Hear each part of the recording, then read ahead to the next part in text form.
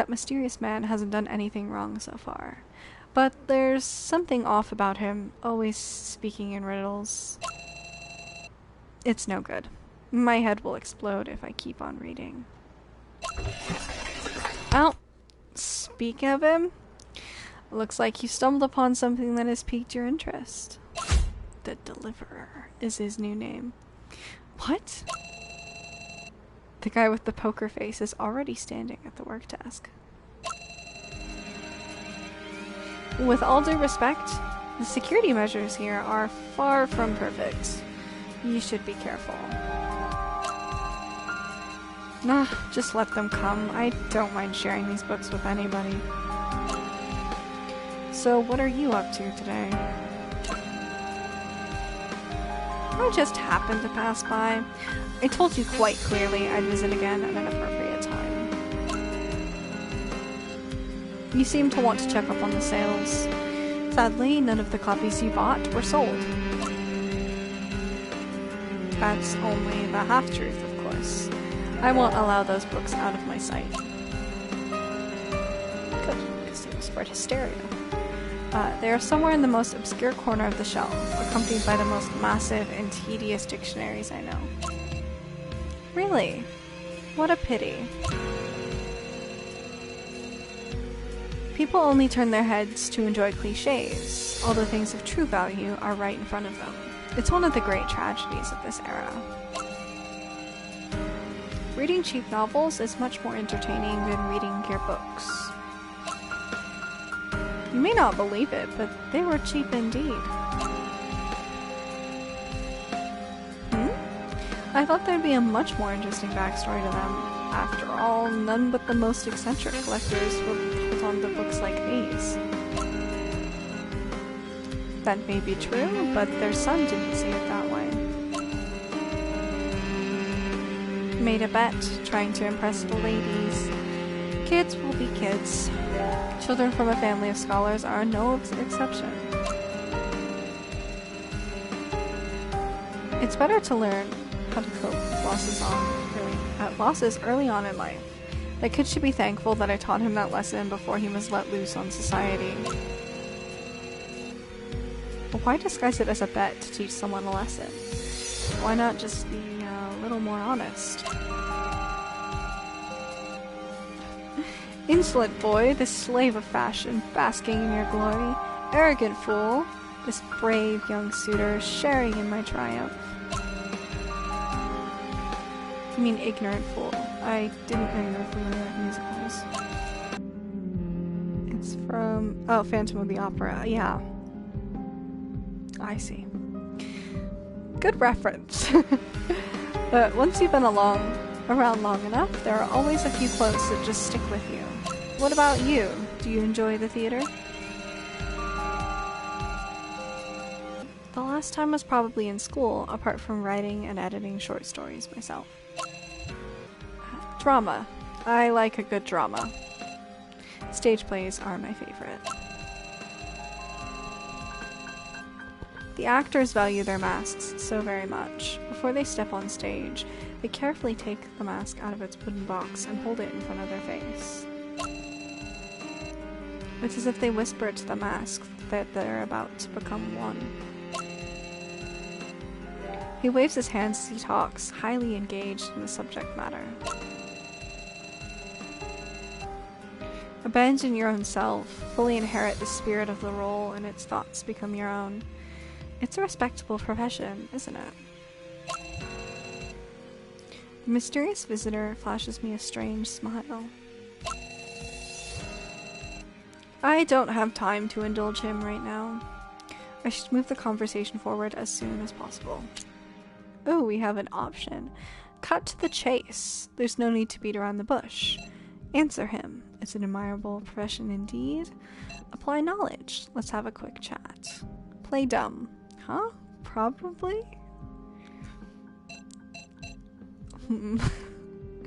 I don't think none of these are great. I mean, the only one that makes sense really is answering him. I mean, it's obvious that he's deflecting, but he seems to kind of say what he means eventually. The play dumb one seems pretty silly. Quick chat. Okay. Yeah. It's an admirable profession indeed. It does require immense passion, skill, and dedication. It's never easy to make a living, no matter which path you choose. You're right. You would do well to stay focused on your path. See? Warning. To fulfill your duties, a strong will and attitude are of the utmost importance. Is there anything else that you wanted to say? No, that's all. I see you have no intention of giving up. At least my visit enabled me to confirm that. He rearranges his collar and meets my gaze under the brim of his hat. I have some personal business to attend to, so I'll be leaving now. Please treat these books properly. That's all I can do. Why that's in red. In spite of those words, the uninvited visitor never glanced at what was actually on offer in the shop. He leaves after making such a meaningful statement. The sound of his leather shoes soon disappears behind the door. An unsettling premonition begins to rise in my heart.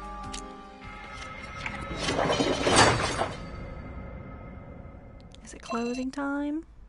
Oh no, maybe not. This isn't good. Cecile hasn't written back yet. She's in school! Leave her alone! This is like, he's like 30 or 40 and like, leave the high school student alone. Let her get her education. Don't worry about this mystery after school.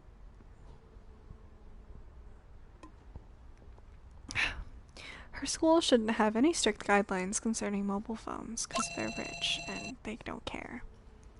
And it wouldn't be appropriate to ask Scarlett about this. Regardless of whether Scarlett can pull it off, if she visits the school too often, the possibility of her being discovered will grow. It's not worth the risk. It's very suspect, doesn't it?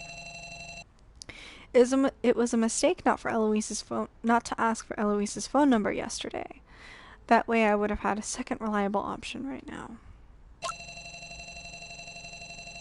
To be honest, it wouldn't really even have mattered if it was a reliable option or not. It would have been better than nothing. My right eye starts twitching uncontrollably at the thought. Although it's probably just from the strain of being in such a dark environment, it's easier to just let my mind wander. I should call Cecile. She's in school! I take out my phone and make a quick call to Cecile via the messaging software. Young people seem to be more used to that than to properly dialing a number. If I remember correctly, the other person will receive a call request, and then...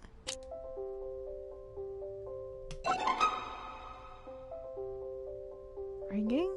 Huh? Ringtone. If this is a coincidence, I'll eat my phone. Oh, is it the bell? I walk towards the door to confirm my suspicion. Oh, she's outside. Okay. Eloise and Cecile are standing in front of the door, not saying a word. Wow, they look intense.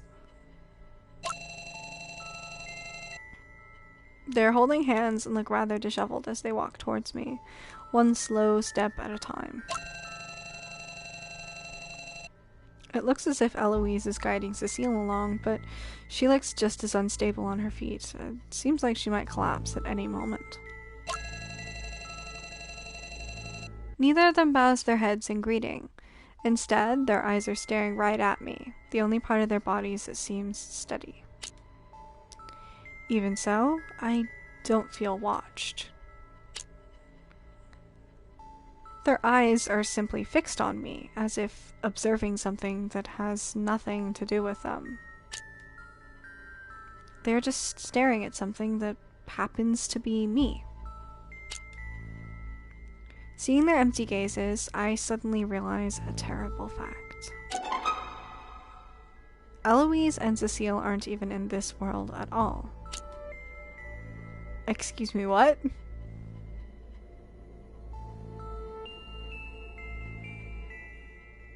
Square, square, triple square, single square, single square.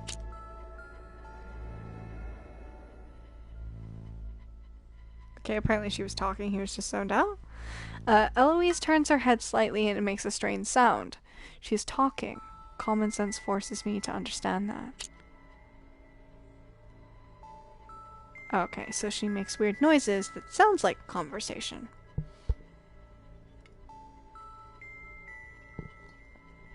Even if a human manages to make such a sound, the sound of two glass shards rubbing against each other can hardly be called a word. Okay, more spooky noises. Cecile doesn't respond. Oh, that was Eloise. Oh, it's both Eloise talking. Okay. Cecile doesn't respond at first. The corners of her mouth just keep twitching. I can still hear the ringtone from her phone. Oh no. That was rude of him to say. He's pretty rude in general. Yeah. God only knows how long they've been waiting at the door, just standing there. I'm afraid that even the most indifferent of neighbors might have called the police. It's a miracle that they were able to walk all the way here at all. They were pulled here by the spooky books, I bet. It's as if the whole world has forgotten about the two of them. Before I can think about it any further, I grab both of them by the arm and drag them into the store. Spooky noise. Oh, Cecile does a spooky noise. Cecile is the one with the brown hair, Eloise is the one with the black hair, if it wasn't clear. The ominous premonition that has been lingering in my mind since this morning has turned into a terrible situation that I'm experiencing firsthand. The cramped space seems to have a strange effect. Despite the fact that there are now 3 people in this tight space, I can hear our hearts beats.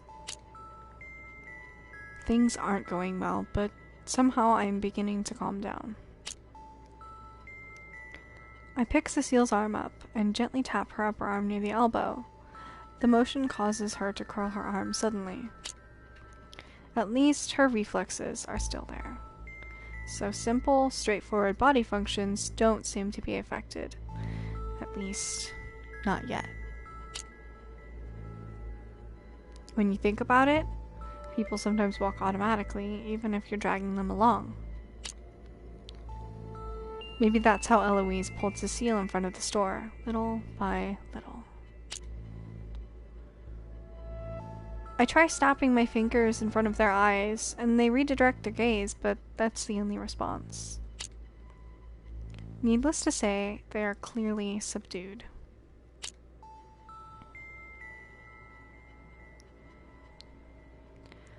Their physical state is very similar to the effect of incense that Cecile once described to me. Even if I don't want to speculate in this direction, reality doesn't leave me much of a choice. So the situation isn't completely desperate yet. As long as I can transfer information to them, I can try to evoke some kind of response.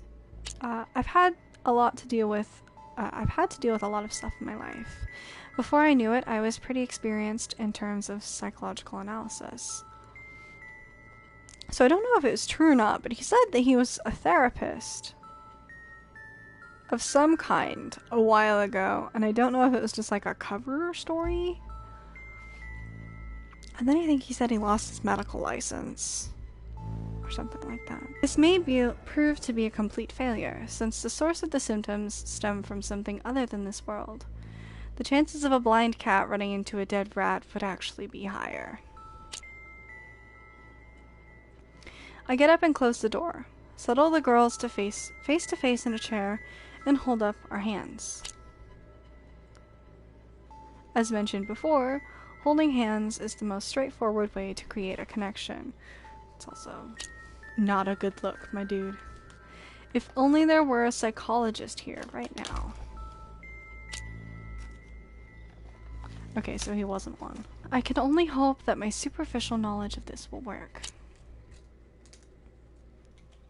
Eloise, Cecile, take a deep breath. You can see a beam of light in front of you. This isn't a magical formula.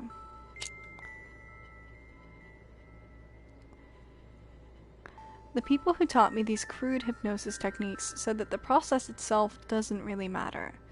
The key to success is to create an environment in which people are willing to listen and accept.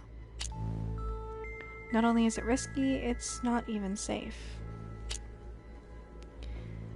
As a rule, one needs to feel confident and secure.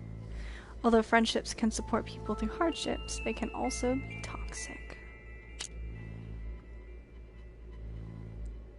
If they have any hard feelings against each other hidden in their hearts, then touching each other's hands will only be counterproductive. I'm taking a leap of faith here. Now, on the count of 3, you will feel the burden disappear completely. 1, 2, 3. The tension in the air begins to ease up. Something odd seems to fly over my head into the room. Don't me again. Don't look at me.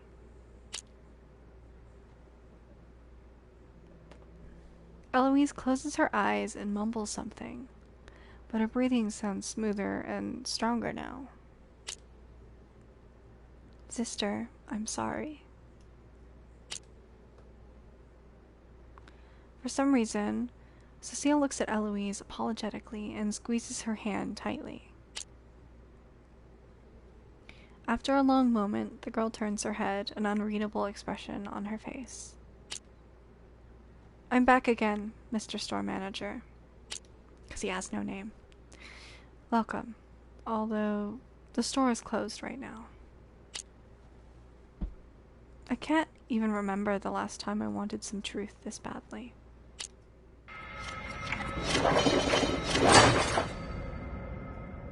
Oh, that's new. Okay, now they're in his apartment above the bookstore. Sorry, I haven't restocked in quite some time. We'll need to improvise when it comes to food. Cold noodles it is, then.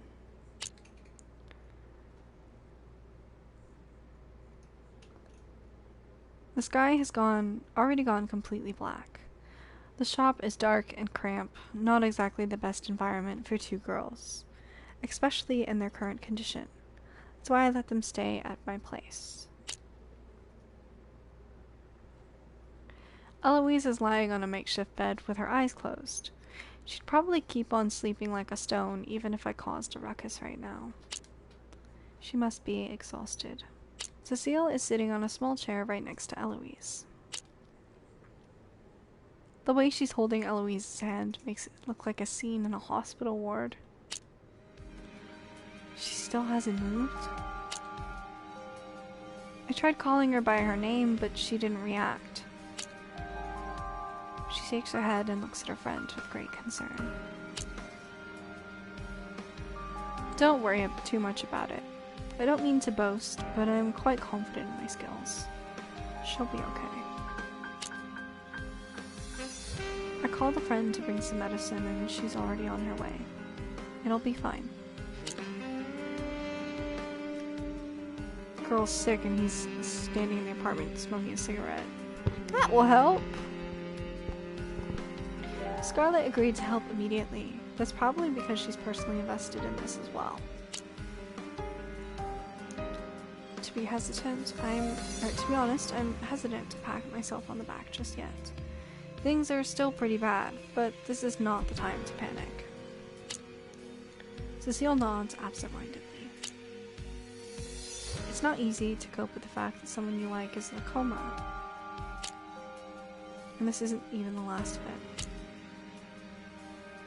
I'm really sorry, Mr. Store Manager. I'm so sorry. Today, they used the incense stuff that they weren't supposed to. He said, you should probably not do that. It's making you have weird hallucinations, that are also traumatizing you. Don't do that. And she's like, okay. And then she did. And then this happened. Don't apologize to me. It wasn't an inconvenience or anything. It's not like the shop's overflowing with customers. You should only apologize to yourself. I won't sugarcoat it. There are tough times ahead. I know you're too smart to just ignore other people's advice and act recklessly.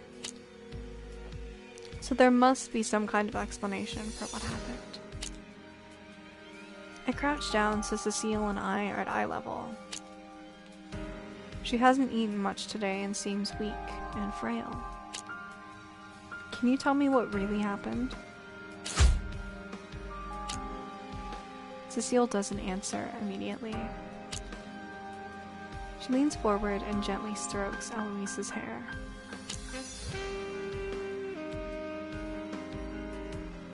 For a moment, she seems to be lost in a world far removed from feelings such as joy or sorrow. This inscrutable expression on her face. Mr. Store Manager, can you promise me one thing? Depends on what the request is. At last, she decides to speak. She must have gone over it in her head many times. Whatever I say next, please just forgive Eloise, okay?